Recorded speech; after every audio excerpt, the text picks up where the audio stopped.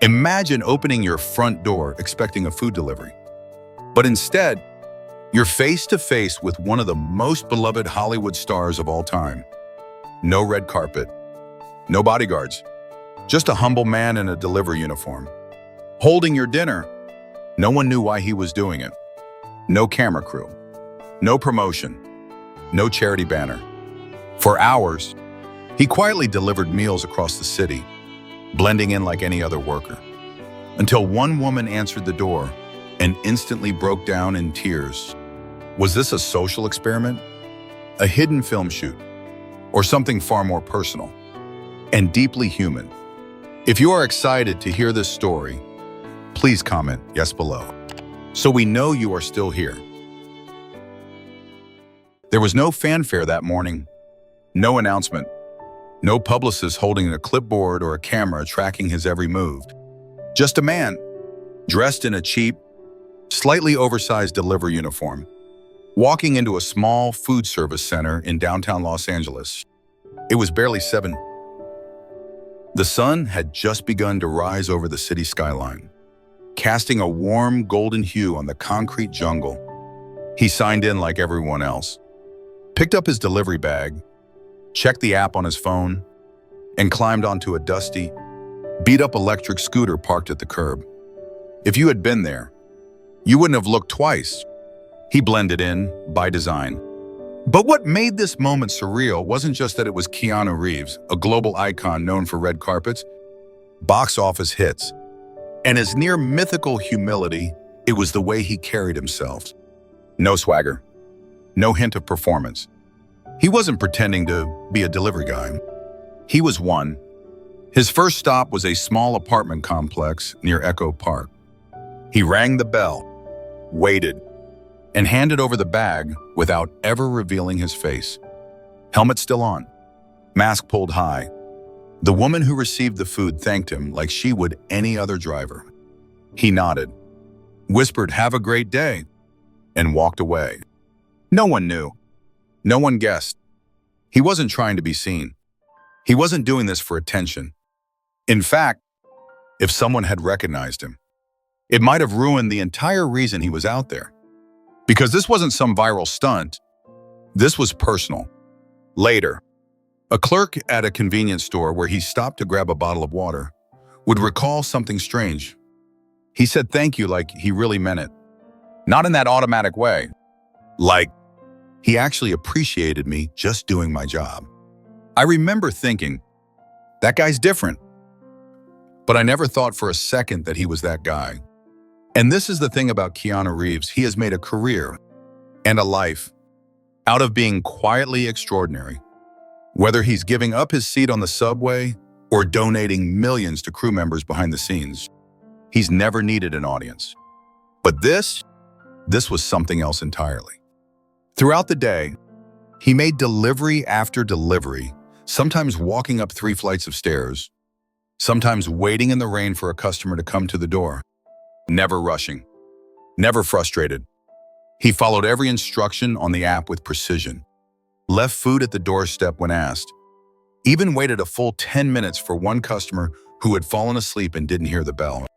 And every time someone opened the door, there was this one moment, the almost moment, when they looked into his eyes. That split second where their brain whispered, "Wait, he looks familiar." But the rest of their mind dismissed it immediately. Because why would Keanu Reeves be delivering Thai food at 11:11 a.m. on a random Tuesday? He was a ghost in plain sight. And that's what made it so powerful. Because this wasn't about the shock value. This wasn't a publicity stunt crafted by agents in a boardroom. This was about walking in someone else's shoes, literally. About experiencing, firsthand, a life lived in motion. Underappreciated and overlooked, no one records the moment when a delivery driver trudges up 5 flights of stairs in the summer heat. No one writes headlines about the man who waits outside for 10 minutes without a word of complaint. But Keanu saw value in that world. He chose to be in it, not above it. And somewhere in the middle of his silent journey, under the hum of city traffic and the buzz of incoming orders, he was about to knock on one door that would change everything. Not for the sake of going viral, not to prove a point, but because of one small, heartbreaking connection to a family he'd never met. Until now. By midday, the sun had climbed high and the city was in full swing, streets buzzing with noise, heat rising from the pavement.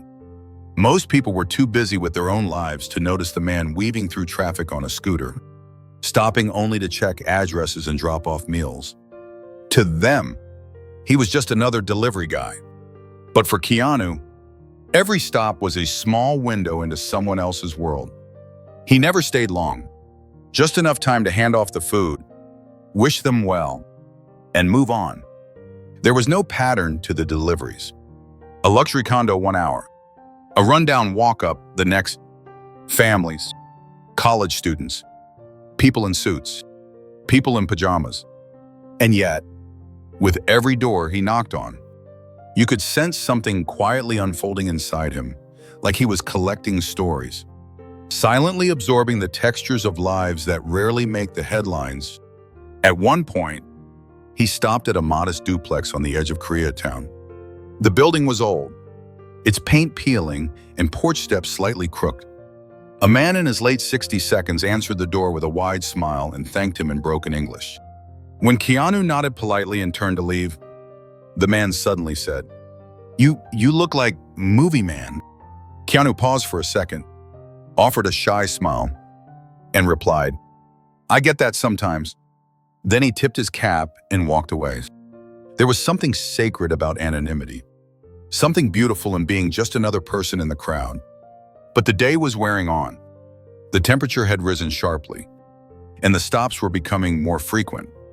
He'd been on the road for nearly 6 hours, no assistance, no water bottles handed to him between stops. Just a worn-out delivery bag strapped to his back, and a quiet sense of purpose keeping him going. It was at this point, right when most people would have called it a day, that he got an unusual order notification. The note said, "Please knock softly. Elderly person inside? Thank you." The address led him to a small house on a quiet street near Silver Lake. The yard was overgrown, the mailbox dented and leaning. It didn't look like anyone had been there in a while. He approached the door slowly, knocked gently, just as instructed, and waited. No answer. He knocked again, this time a little louder. Still nothing. He was about to turn away when the door creaked open. Just slightly. A woman in her late 52nd or early 62nd peered out. Her eyes were tired, but kind. She looked at the bag in his hands, then back at his face. And for a moment, everything stopped. Her expression changed, first confusion, then disbelief, and finally something deeper. Recognition mixed with something else. Emotion. A trembling hand rose to her mouth. Her eyes welled up with tears. She didn't say a word. She couldn't. Keanu slowly removed his helmet and lowered his mask. Her knees nearly gave out. She leaned against the door frame, as though the weight of that moment was too much to bear. And then, quietly, almost like a whisper escaping her soul, she said his name. Keanu. What followed was not a celebrity encounter. It wasn't a fan meeting her idol. It was something profoundly human. She began to cry, not out of joy, not from shock, but from a grief that had been buried too long. Keanu didn't flinch. He didn't pull back or try to rush the moment. He simply stepped closer and asked softly, "Can I come in?" The woman nodded. Inside, the house was still, the kind of stillness that follows loss. Faded photos lined the mantel. Dust covered most of the furniture. But there, in the corner of the living room, sat a small television with a paused scene from The Matrix. A Blu-ray box of John Wick lay beside it. And beside that, a framed photo of a teenage boy. She explained, through her tears, that her son had been a massive fan. During his final months, battling a rare disease, he found strength in Keanu's movies. He would quote scenes, rewatch fight sequences, and talk endlessly about how cool and kind Keanu seemed in interviews. He said you were his hero, she whispered, said if anyone knew what pain felt like, it was you. Keanu didn't speak right away. He sat down across from her, not as a star, not as someone trying to comfort, but simply as a man who understood loss. He listened to her stories about her son, about his dreams, his humor, how he never stopped fighting. He asked questions. He smiled through his own sadness. And finally, before leaving, he placed a hand gently over hers and said, "Thank you for sharing him with me." And just like that, he stood, put on his helmet, and walked back into the world. No entourage, no photos, no headlines, just a moment, quiet, real, and unforgettable. As he stepped outside and gently closed the door behind him, the air felt heavier, not because of the heat, but because something deep had just shifted. That house, that mother's face, that quiet moment of grief and connection, it stayed with him. You could see it in the way he walked back to the scooter, just a little slower, as though he was carrying more than a delivery bag now. He didn't speak to anyone, didn't check his phone. He just stood there for a moment, his hands resting on the handlebars, eyes distant, and then, as if pulled by something invisible, he took one more look back at the house. Maybe it was to honor the boy who had watched his movies on that little screen in the living room. Or maybe it was to silently promise the mother inside that her story mattered. Either way, he gave a small nod to no one in particular, then rode off. But the day wasn't over. His shift continued for another 2 hours, through winding streets, crowded intersections, and endless notifications. And while most deliveries blurred together, there was one last stop that stood out, not because of the place, but because of what happened afterward. It was a mid-range apartment complex, not too fancy, not too run down, the kind of building you'd pass without noticing. The order was simple: a bag of Chinese takeout, extra soy sauce, no fortune cookies. Keanu climbed the narrow stairwell to the 3rd floor and rang the bell. This time, the customer was a teenager, probably 16 or 17, tall, lanky, headphones around his neck, clearly not expecting anything out of the ordinary. He grabbed the bag with one hand, barely glancing up. Then he looked again and froze. There was that moment again, that half second of recognition, confusion, then shock, then total disbelief. "No way," the boy whispered. "No freaking way." Keanu said nothing. He just smiled, nodded politely, and said, "Enjoy your lunch." But the teenager wasn't letting it slide. Wait, wait, are you actually Keanu Reeves?" Keanu tilted his head, amused. "Only on weekends," he said with a grin. The kid laughed, nervous, overwhelmed. He looked down at the food in his hands like it had suddenly turned to gold.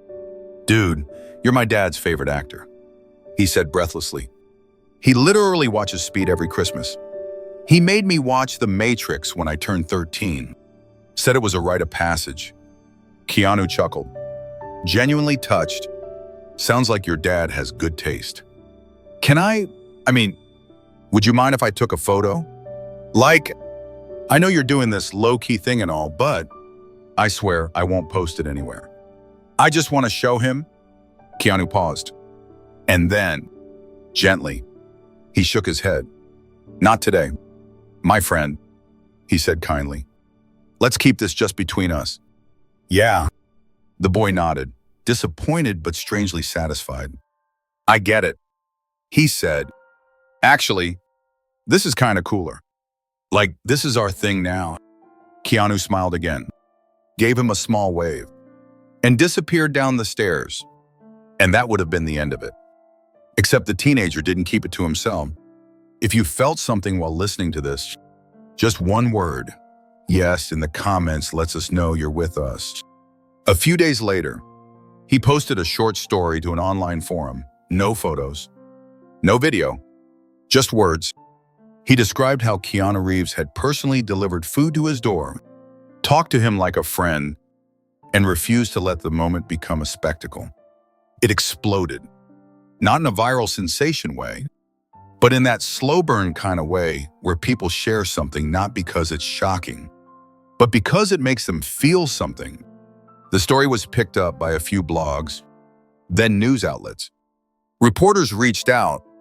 Fans started looking into which delivery service he might have been working for. But no one found anything concrete. Because Keanu didn't document his day, there were no selfies, no behind-the-scenes crew, no branding partnerships or hashtags.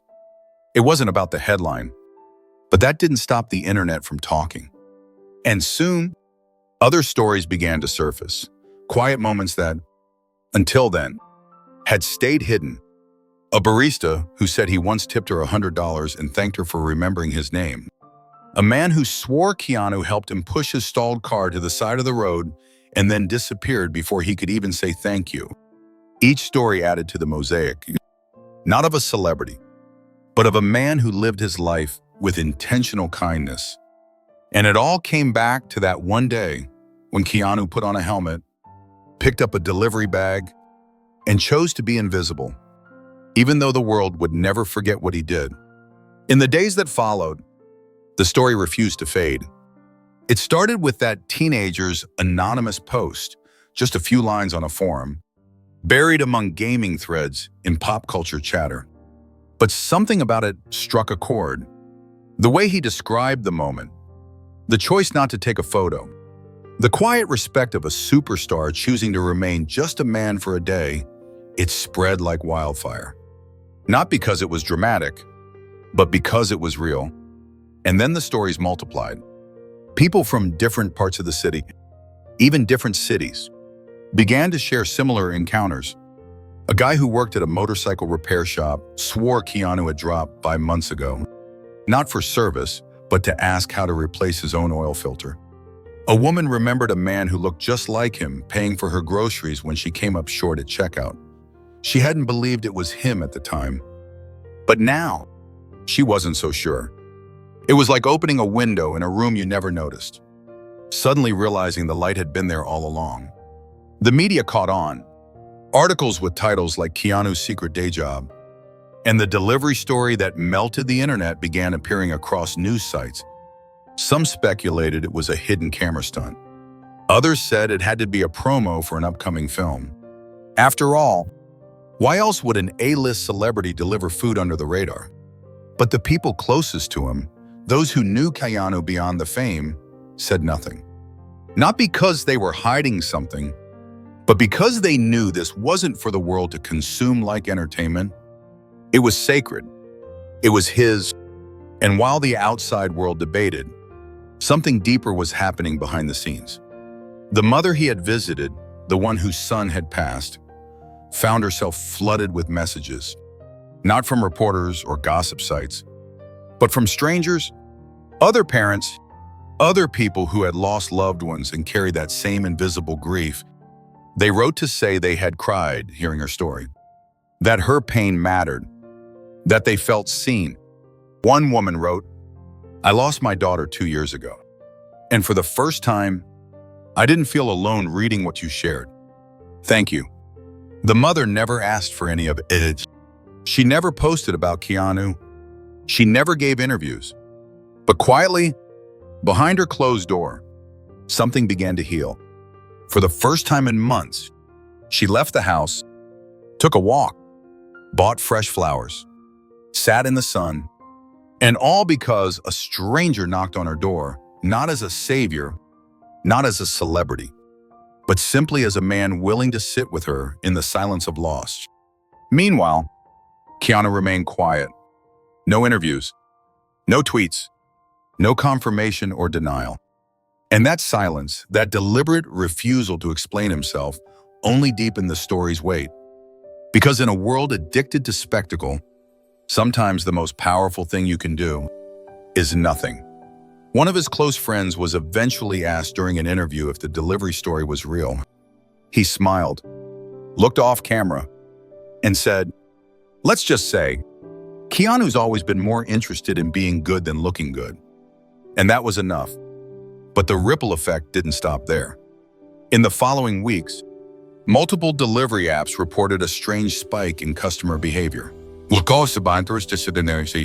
tips than usual. More polite notes to drivers, even gifts left on porches. One driver posted a photo of a small card taped to a pizza box that read, "To the person delivering this, thank you for all you do. You matter more than you know." It was as if people had begun seeing the world a little differently. Not because Keanu gave a speech, not because he posted a viral video, but because he reminded them, in the quietest way possible, that kindness doesn't need an audience. Behind every uniform, every rushed delivery, every tired face at your door, there is a person with a story, a heart, a reason to be seen. And perhaps the most unexpected impact came from the teenager who had written the original forum post. Inspired by that fleeting, unforgettable encounter, he started volunteering at a local shelter just once a week at first, then more. Eventually, he started a small blog called The Good Delivery, where people could anonymously submit stories of everyday kindness from strangers, delivery workers, store clerks, janitors, nurses, anyone whose small act had made a big difference. Within 2 months, the blog had thousands of readers. Within 6, it had its own podcast. And though he never named Keanu directly, he once wrote in a post, "Sometimes the people who change your life show up in the most ordinary ways. And sometimes the best stories aren't the ones we post, but the ones we carry in our hearts forever." As the weeks turned to months, the world moved on, as it always does. Headlines changed, algorithms shifted, and the delivery story slowly faded from the front pages. But something remained, something quieter, deeper, like a melody you can't forget even after the music stops. That day, Keanu spent weaving through the city on a scooter wasn't just a fluke. It wasn't a social experiment or some secret viral marketing plan. For him, it was a choice, a personal, almost spiritual exercise in humility, in presence, in connection. And although the internet never confirmed the truth, never got the footage or the press conference it craved, what people did get was more valuable. A glimpse into what real kindness looks like when no one is watching. Behind the scenes. Those who knew him best began to notice subtle changes.